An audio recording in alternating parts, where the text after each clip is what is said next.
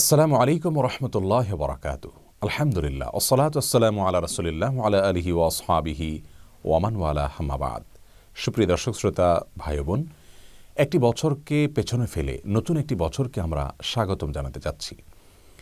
নতুন বছরকে বিশেষ অনুষ্ঠানের মাধ্যমে, উৎসব মুখর আয়োজনের মাধ্যমে এটিকে বরণ করে নেওয়ার কৃষ্টি, কালচার, সংস্কৃতি পৃথিবীর বিভিন্ন প্রান্তের মানুষের মধ্যে আজকাল প্রচলিত আছে।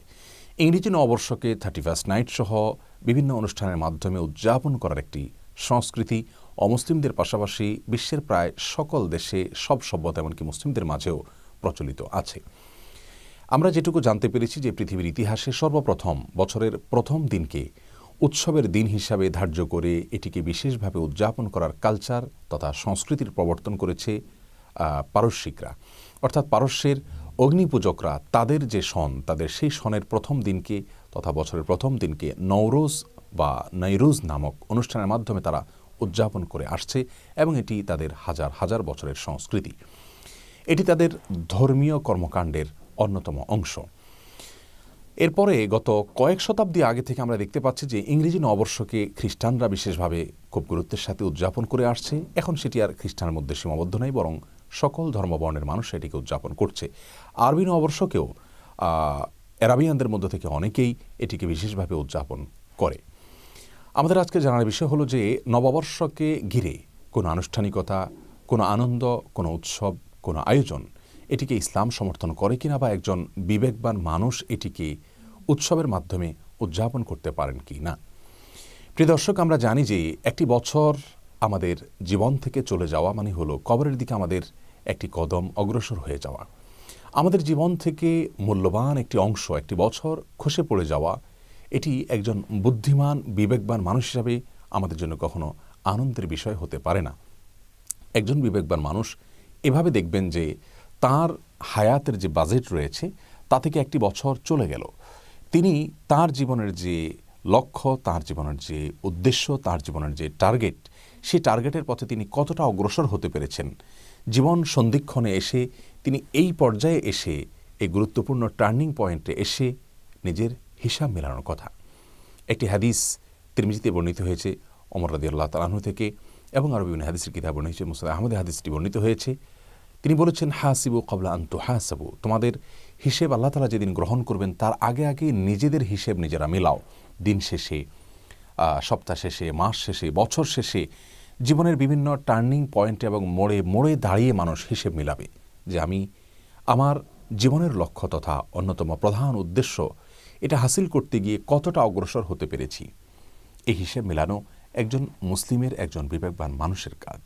প্রিয় দর্শক, আজ আমরা বেশিরভাগ মানুষই নববর্ষ এলেই উৎসবে মেতে উঠি।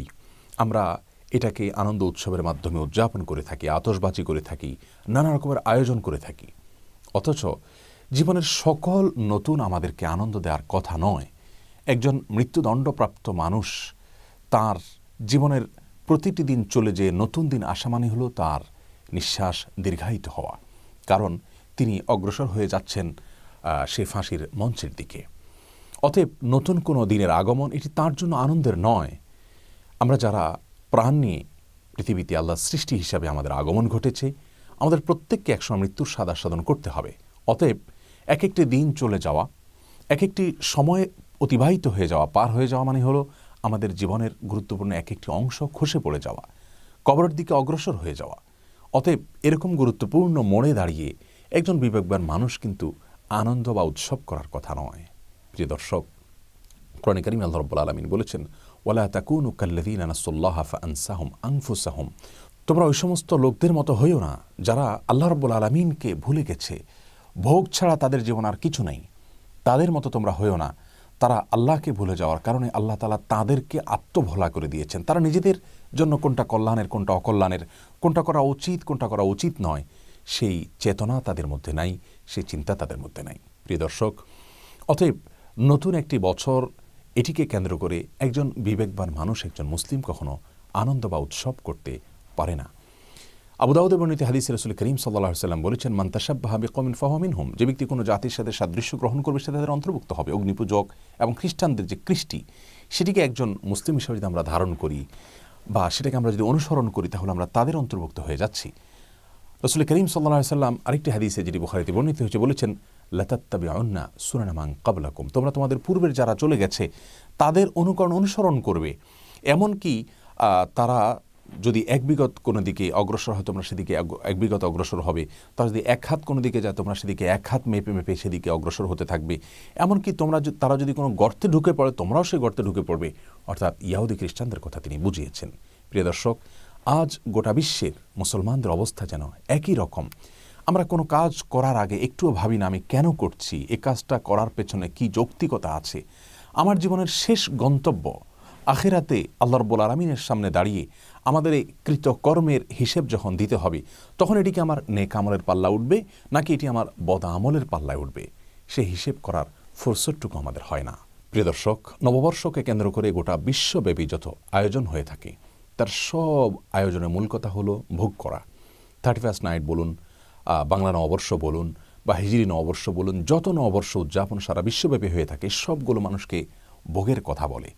ভোগবাদী এই বিশ্বের বাস্তব রূপ ফুটে ওঠে এই সমস্ত তথাকথিত নববর্ষ উদযাপনের মাধ্যমে।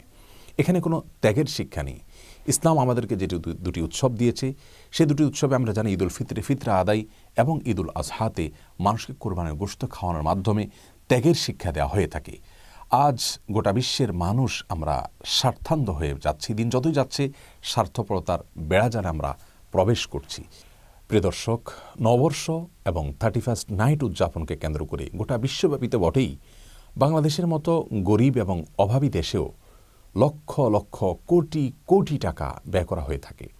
বিভিন্ন জাতীয় দৈনিকের রিপোর্ট থেকে আমরা পরিষ্কারভাবে জানতে পারি যে শুধুমাত্র 31st নাইটকে কেন্দ্র করে এদেশের নামিদামি হোটেলগুলোতে কোটি কোটি টাকার ছড়াছড়ি হয়ে থাকে, লেনদেন হয়ে থাকে, অর্থের অপচয় এবং খরচ হয়ে থাকে।